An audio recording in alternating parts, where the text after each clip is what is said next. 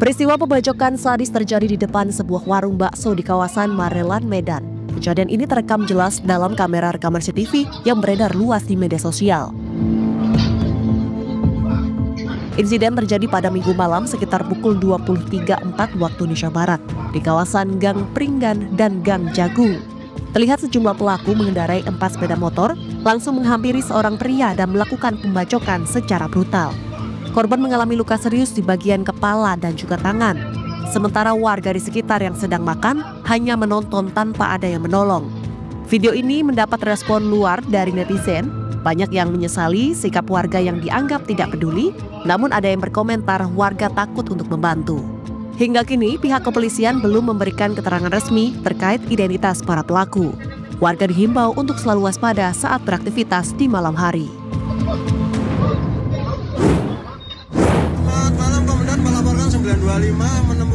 Dua anak kecil diduga dibawa orang tak dikenal di ruas tol Wiyoto Wiono kilometer 15 arah Ancol. Kejadian tersebut terjadi pada Minggu malam sekitar pukul 21.05 waktu Indonesia Barat. Kedua bocah tersebut terlihat kebingungan saat berada di tepi jalan tol sebelum diamankan oleh anggota Satuan PJR Ditlantas Polda Metro Jaya yang sedang berpatroli. Petugas kemudian membawa keduanya ke pos RW setempat untuk dipertemukan kembali dengan orang tua mereka. Kejadian ini menuai berbagai komentar dari warganet. Ada yang menduga anak tersebut digendam, namun pihak kepolisian menghimbau orang tua untuk lebih waspada terhadap keselamatan anak, terutama di area ramai dan beresiko.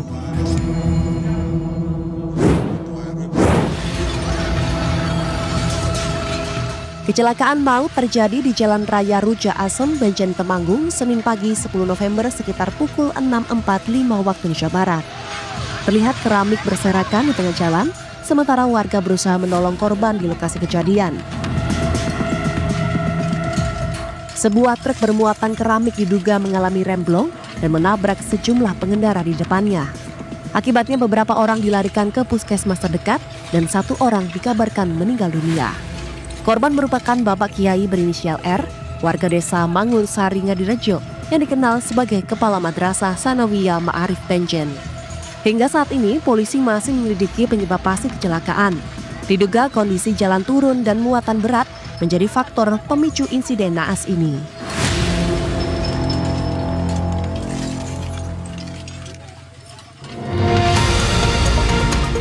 Disiarkan langsung dari studio di PIK 2. Inilah Berita 1 Pagi.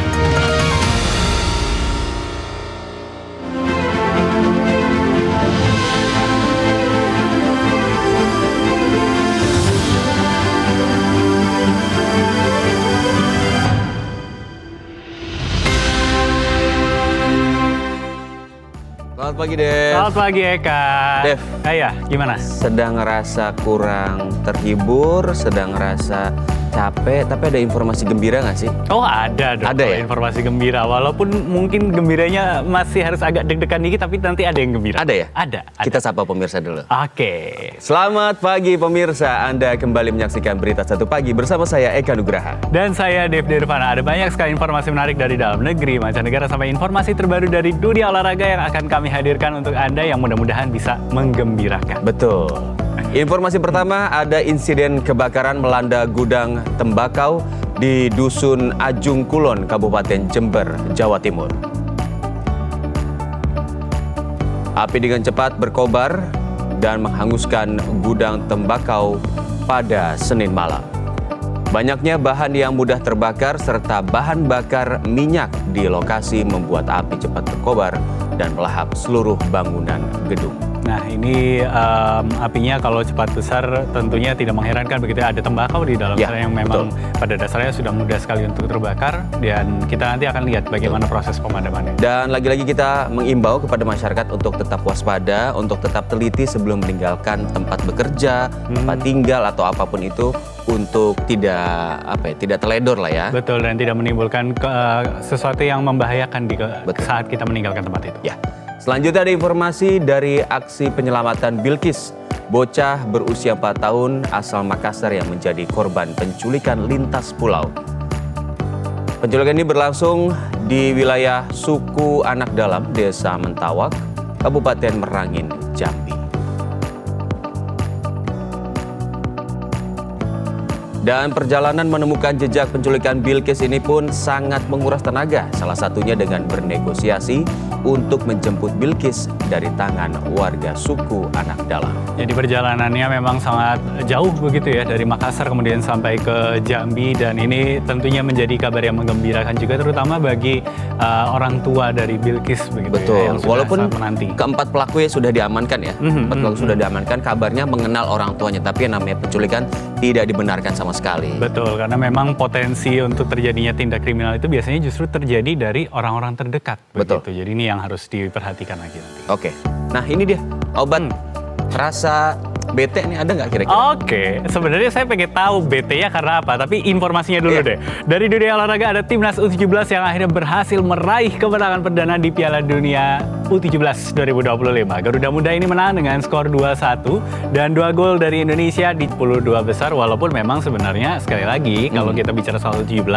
targetnya memang lolos ke Piala Dunia. Betul. Itu aja, tapi kalau ini bisa tembus berarti adik-adik kita sukses lebih target. Ini langsung ceria nih, langsung. Nah, itu dia. Lagi. Dan langsung saja kita saksikan berita satu pagi selengkapnya di Berita Satu. Bersatu menginspirasi.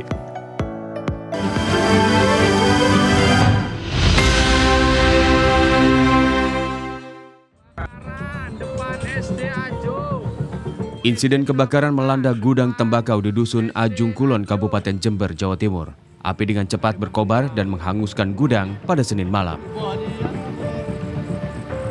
Banyaknya bahan yang mudah terbakar serta bahan bakar minyak di lokasi membuat api cepat berkobar dan melahap seluruh bangunan gedung.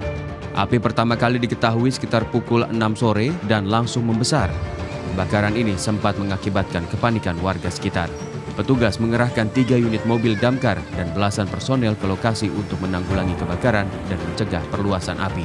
Setelah berjibaku selama 2 jam, petugas akhirnya berhasil memadamkan api dan memastikan tidak akan timbul kembali kebakaran.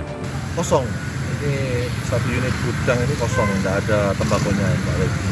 Penyebabnya masih dalam penyelidikan, makanya kita akan lakukan police plan supaya tidak terkontaminasi atau supaya aman, tidak tercemar oleh manusia ataupun lainnya. Penyebab kebakaran masih didalami petugas. Hingga saat ini lokasi kebakaran telah dipasangi garis polisi guna kepentingan penyelidikan lebih lanjut. Tidak ada korban jiwa, namun kerugian akibat kebakaran ini ditaksir mencapai ratusan juta rupiah.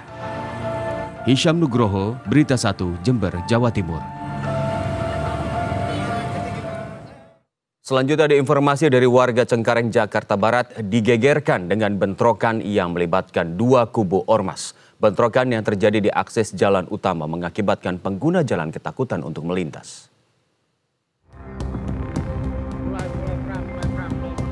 Bentrokan antara kelompok organisasi masyarakat dengan sejumlah debt collector atau yang dikenal sebagai mata elang viral di media sosial. Peristiwa ini terjadi di kawasan Cengkareng, Jakarta Barat pada Senin siang. Keributan yang melibatkan 2 kelompok massa sempat membuat arus lalu lintas di sekitar lokasi tersendat. Para pengguna jalan memilih berhenti lantaran takut jadi korban lemparan batu dari kedua belah pihak yang berseteru.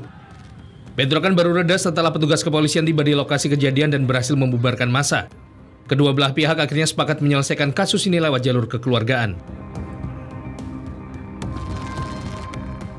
Jadi berawal dari informasi yang didapat berawal dari kesalahpahaman ya dari 2 kelompok ini hingga terjadi perselisihan. Kemudian mereka melakukan penyerangan ke tempat kelompok berada, salah satu kelompok berada. Namun ya alhamdulillah sampai dengan saat ini tidak ada korban. Jadi perlu disampaikan kepada warga masyarakat tenang dan memang tidak ada apa-apa. Setelah mediasi, polisi menyimpulkan kasus ini terjadi hanya karena kesalahpahaman. Hingga Senin sore, petugas kepolisian masih berjaga di sekitar lokasi guna mencegah adanya bentrokan susulan. Akibat insiden ini, 1 unit mobil patroli mengalami kerusakan pada bagian kaca. Kasus ini selanjutnya ditangani oleh Polres Metro Jakarta Barat untuk dilakukan penyelidikan lebih lanjut. Reza Eri Pamungkas, Berita Satu, Jakarta. Pemirsa, seorang tukang parkir di Pasar Srimangunan, Sampang, Jawa Timur menjadi korban penganiayaan oleh salah seorang pedagang pasar. Insiden itu dipicu karena kesalahpahaman antara korban dan juga pelaku.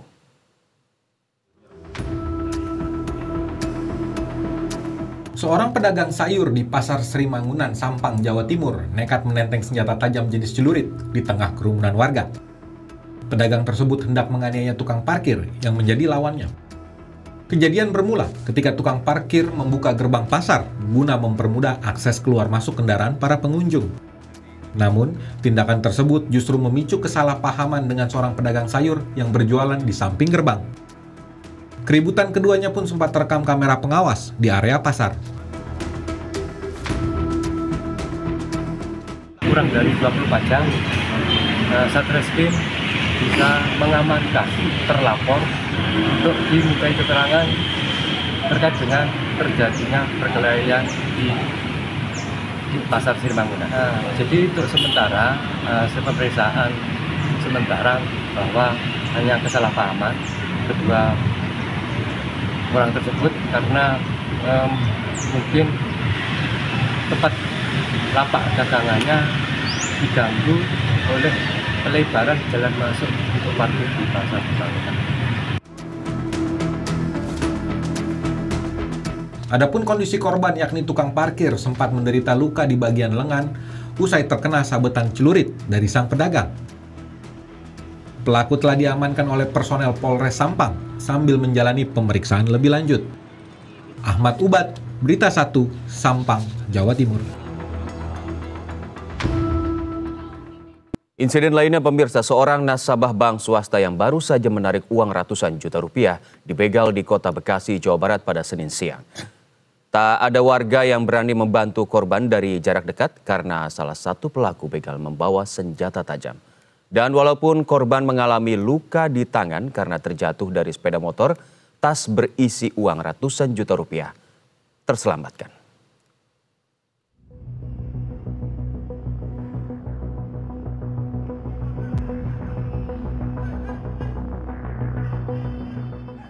Sebuah Senin siang yang berjalan seperti biasa mendadak jadi tegang saat 5 pelaku begal dengan 2 motor yang membawa senjata tajam memepet seorang nasabah bank swasta yang baru menarik uang diduga total ratusan juta rupiah di Jalan Baru Underpass, Kelurahan Durenjaya, Kecamatan Bekasi Timur, Kota Bekasi. Kejadian itu terekam kamera CCTV di gerbang sebuah perumahan. Usai dipepet hingga terjatuh, korban berteriak sambil berusaha mempertahankan tasnya yang berisi uang tunai. Satpam perumahan yang sedang berjaga berupaya membantu korban, tapi ia turut ketakutan karena ancaman dari komplotan pelaku. Itu saya lagi di depan, itu refleks, orang refleks kan senemunya aja ngeliat ada barang tuh yang kira-kira buat ngusir pakai itu doang, klon.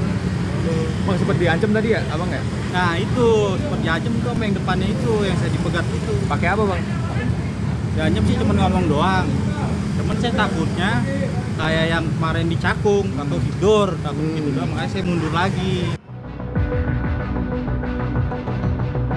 Walaupun kondisi jalanan cukup ramai, tapi warga yang melintas tak berani membantu banyak karena pelaku yang membawa senjata tajam. Beruntung, dalam situasi yang menegangkan itu, uang tunai yang dibawa korban berhasil diselamatkan, sementara korban mengalami luka di tangannya akibat terjatuh dari sepeda motor saat dipepet ke-5 pelaku. Alhamdulillah cuma tangannya doang, sini doang sih. Dibacok? Iya, kalau buat uang di tas aman. Kondisi rame, cuman ya namanya orang mungkin ya masing-masing lah, takut juga kan, cuma tantin-tantin doang gitu.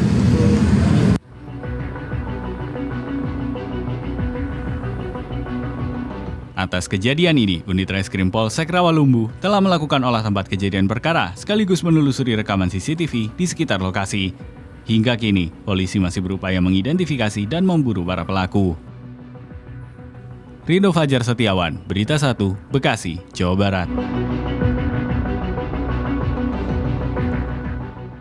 Pemirsa, kurang dari 24 jam polisi berhasil meringkus 2 pelaku pencurian sepeda motor yang menembak petugas Hansip di kawasan Cakung, Jakarta Timur.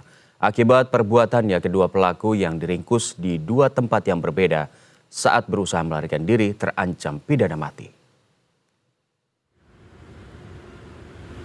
Bergerak cepat, tim gabungan Subdit Resmo Polda Metro Jaya bersama Polres Metro Jakarta Timur berhasil menangkap salah satu pelaku yang mencoba melarikan diri ke wilayah Lampung. Penangkapan dilakukan saat pelaku hendak kabur melalui pelabuhan Bakauheni, Lampung, Sabtu dini hari. Tanpa perlawanan berarti, pelaku langsung diringkus petugas dan digelandang ke Jakarta untuk menjalani pemeriksaan lebih lanjut. Sementara di tempat terpisah, tim Subdit Resmob Ditreskrimum Polda Metro Jaya berhasil membekuk pelaku lainnya yang menembak petugas Hansip di Cakung, Jakarta Timur. Pelaku ditangkap di kawasan Cipayung, Jakarta Timur pada hari Minggu pagi. Tanpa perlawanan juga, pelaku lantas digelandang petugas untuk diperiksa mendalam. Dari tangan para pelaku, polisi menyita sejumlah barang bukti berupa senjata api, kunci letter T, sepeda motor, serta pakaian yang digunakan saat kejadian. Kedua pelaku telah ditetapkan sebagai tersangka. Polisi menjerat para pelaku dengan pasal 338 KUHP dan 365 KUHP dengan ancaman hukuman mati atau hukuman seumur hidup atau penjara maksimal 15 tahun. Dan yang kedua, penembakan di daerah Tanah Abang, Jakarta Pusat. Di Jalan Pelajar, RT 7 RW 9.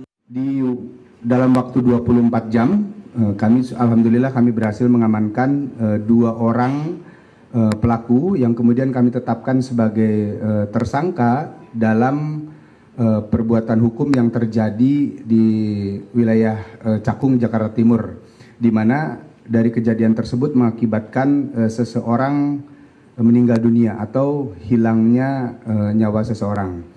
Terhadap kedua orang tersangka tersebut, kami persangkakan dengan pasal 338 KUHP dan 365 KUHP, di mana ancaman pidananya diancam dengan pidana hukuman mati, kemudian hukuman seumur hidup atau penjara maksimal 15 tahun. Masih dengan kejadian yang sama, kasus pencurian sepeda motor yang diwarnai aksi penembakan seorang petugas Hansip hingga tewas di Cakung Barat, Jakarta Timur menjadi sorotan publik. Menteri Sosial Saifullah Yusuf menyambangi rumah duka korban dan menyebut korban adalah sosok pahlawan masa kini.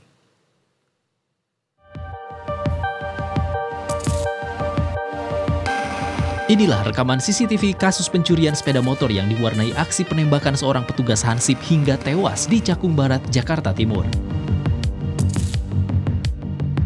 Kasus ini menjadi sorotan publik karena keberanian korban berupaya menggagalkan pencurian harus dibayar dengan hilangnya nyawa korban. Korban tewas akibat luka tembak setelah berupaya menggagalkan pencurian motor di wilayah tugasnya di Kampung Baru, Cakung. Setelah kasus ini ramai, banyak pengguna media sosial yang turut prihatin sekaligus mengapresiasi keberanian korban berupaya menggagalkan pencurian. Menteri Sosial Saifullah Yusuf pun menyambangi rumah duka korban sebagai bentuk empati dan dukungan moral kepada keluarga korban. Mensos secara langsung menyampaikan bela sungkawa yang mendalam dan memberikan santunan kepada keluarga korban.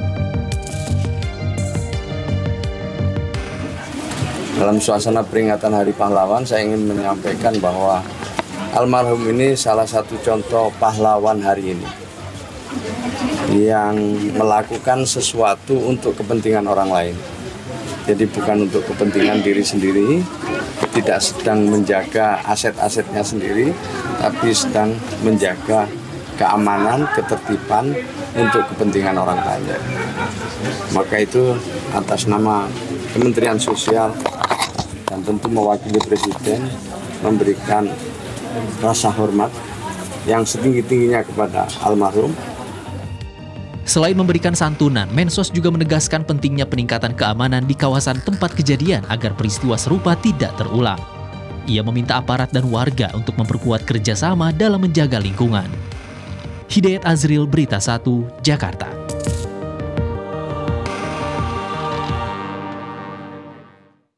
Sementara itu di kasus lain pemirsa, polisi mendalami jaringan perdagangan anak lintas daerah yang diduga beroperasi melalui media sosial pasca bocah berusia 4 tahun akhirnya ditemukan selamat di Provinsi Jambi setelah 6 hari dinyatakan hilang.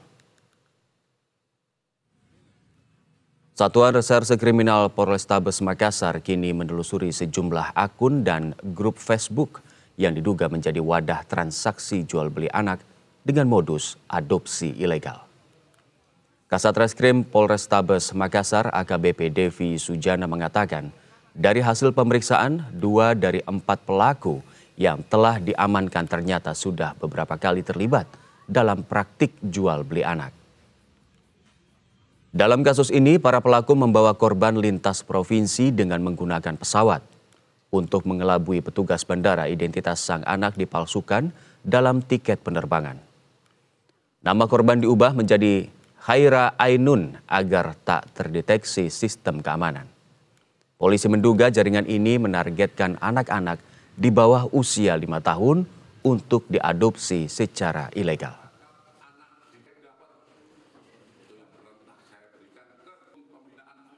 Ya, jadi cara berhubungannya di sosmed. Sebenarnya ada beberapa grup di Facebook yang khusus membahas tentang seperti ini. Jadi bahasanya adopsi.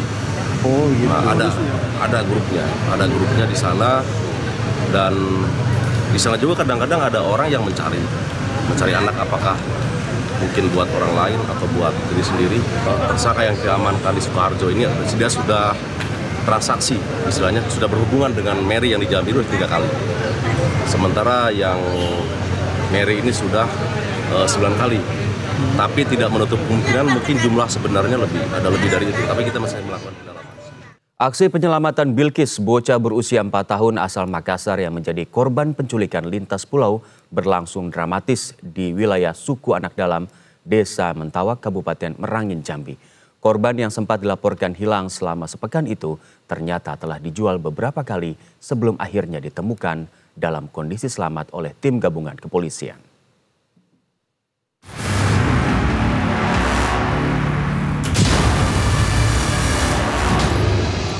Kasus penculikan balita bernama Bilkis di Taman Pakui, Jalan Andi Pangerang, Petarani, Kecamatan Panakukang, Kota Makassar, Sulawesi Selatan pada hari Minggu 3 November lalu ditemukan 6 hari kemudian di Provinsi Jambi. Itu anak-anak kau jual di mana? Sama siapa?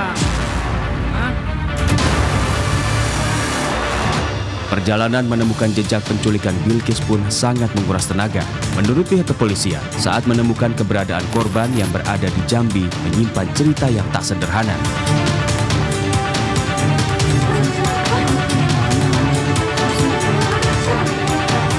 Salah satunya saat bernegosiasi untuk menjemput Bilkis dari tangan warga suku Anak Dalam.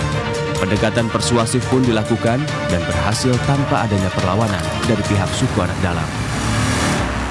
Diketahui negosiasi itu berlangsung selama 2 hari, bahkan harus memohon dengan penuh kesabaran agar warga suku Anak Dalam bersedia menyerahkan Bilkis secara ikhlas. Sampaikan Bilkis, suruh ikut sama Om. Pas ketemunya itu setelah sholat Jumat di rumah terduga pelaku dan diamankan 2 orang di situ. Dari hasil interogasi, 2 orang pelaku itu sudah menyerahkan ke suku primitif di daerah Merangin, yaitu primitif Kampung Dalam, suku Kampung Dalam. Suasana pun berubah menjadi haru, dikabarkan warga suku Anak Dalam menangis dan Bilkis pun sempat meronta karena sudah begitu dekat dengan orang-orang yang merawatnya. Namun petugas meyakini bahwa Bilkis dalam kondisi sehat tanpa menunjukkan tanda-tanda trauma. Kami memohon bahwa anak itu tidak sama dengan kalian. Jangankan kami ini dengan hati nurani datang ke sini dengan tugas kami emban. Kalau hendak pulang anak-anak itu kami juga tinggal sampai jadi dibujuk ya berupayalah mereka untuk menyerahkan. Perjalanan serta pencarian yang panjang dalam kasus penculikan ini akhirnya membuat Bilkis bisa pulang ke Makassar dan kembali bersama keluarganya. Ivan Ahmad, Berita 1, Makassar, Sulawesi Selatan.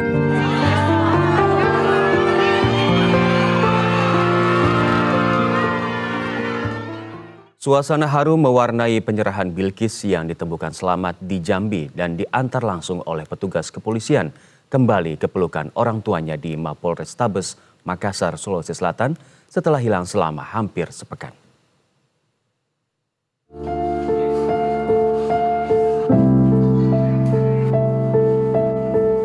tangis haru pecah di halaman Mapolrestabes Makassar. Sejak pagi, keluarga dan kerabat menunggu kepulangan balita yang hilang diculik sekira sepekan lalu. Sekira pukul 2 siang waktu setempat, mobil polisi masuk ke halaman Polrestabes. Korban yang digendong Kanitreskrim Polsek Panakukang, Ibtu Nasrullah, terlihat memeluk boneka kesayangannya.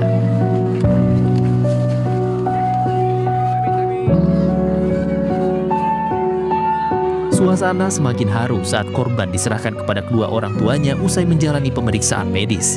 Hasil pemeriksaan medis menunjukkan korban dalam kondisi baik. Tidak ditemukan tanda kekerasan maupun penganiayaan. Pemeriksaan melibatkan Dinas Kesehatan dan Dinas Pemberdayaan Perempuan dan Perlindungan Anak.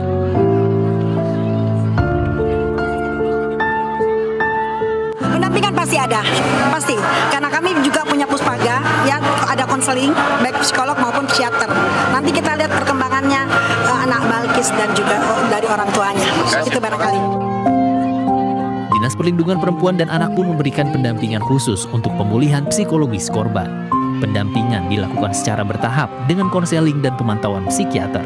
Kasus penculikan ini menjadi pengingat akan pentingnya kewaspadaan dan kerjasama antar warga.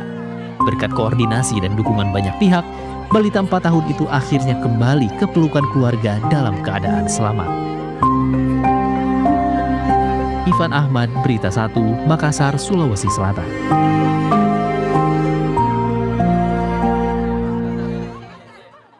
Kita beralih ke informasi lain. Presiden Prabowo Subianto menganugerahkan gelar pahlawan nasional kepada 10 tokoh di Istana Negara, Jakarta Pusat. Gelar pahlawan nasional ini diberikan sesuai dengan keputusan Presiden nomor 116 tahun 2025 tentang penganugerahan gelar pahlawan nasional yang ditetapkan di Jakarta pada 6 November lalu.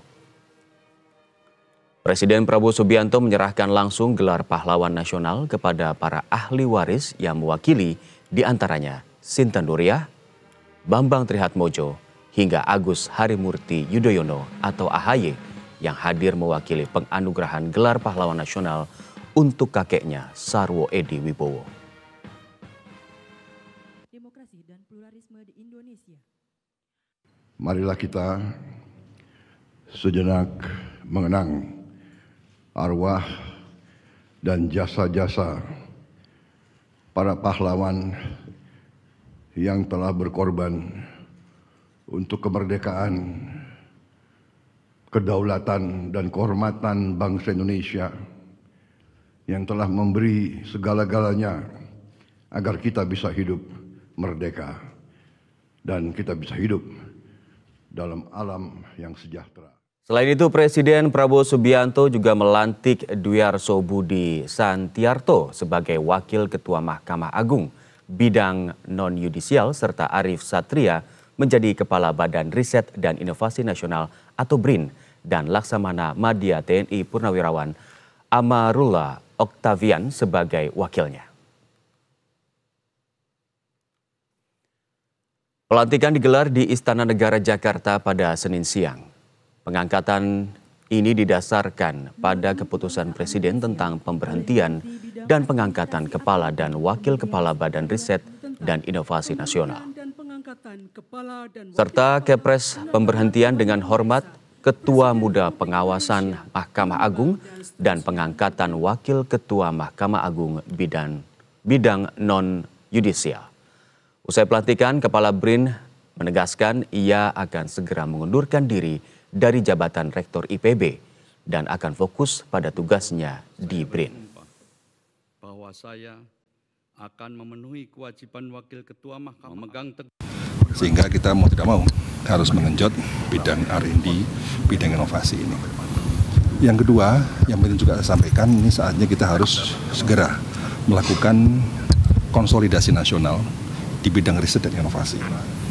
Konsolidasi ini penting untuk memperkuat ekosistem riset dan inovasi yang selama ini sudah ada, baik secara horizontal maupun secara vertikal. Secara horizontal tentu kami harus membangun sinergi dan kolaborasi dengan kementerian dan lembaga, lebih khusus lagi dengan Kementerian Dikti Saintek yang memang merupakan kementerian yang juga mengembangkan bidang sains dan teknologi, dengan perguruan tinggi yang selama ini juga menjadi kekuatan riset dan talent dalam bidang riset dan inovasi, dan juga dengan Danantara. Pemirsa, selanjutnya kita akan menyaksikan informasi olahraga terbaru di Berita 1 Sport. Kami rangkum dari situs BMKG berikut ini. Dari Pulau Sumatera ada Aceh, kondisinya berawan, kemudian Medan cerah berawan, Bandar Lampung berawan.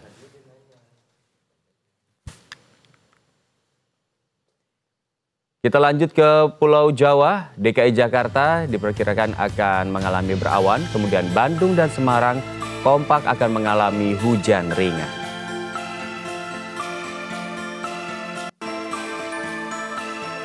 Selanjutnya kita ke Yogyakarta.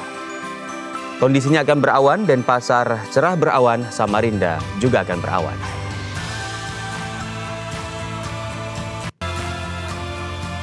Terakhir ada wilayah Makassar dan Jayapura, sama-sama akan diperkirakan cerah berawan.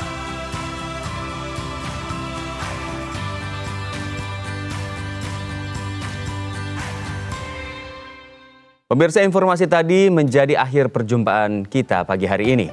Mewakili rekan-rekan yang bertugas, saya Eka Nugraha. Dan saya Dev Dirvada mengucapkan terima kasih Anda sudah memilih untuk mengawali hari bersama kami di Berita 1 Pagi. Berita 1 Pagi hadir setiap hari mulai pukul 4.30 waktu Indonesia bagian Barat. Pastikan Anda juga telah mengikuti seluruh media sosial Berita 1, baik di Instagram, X, dan YouTube.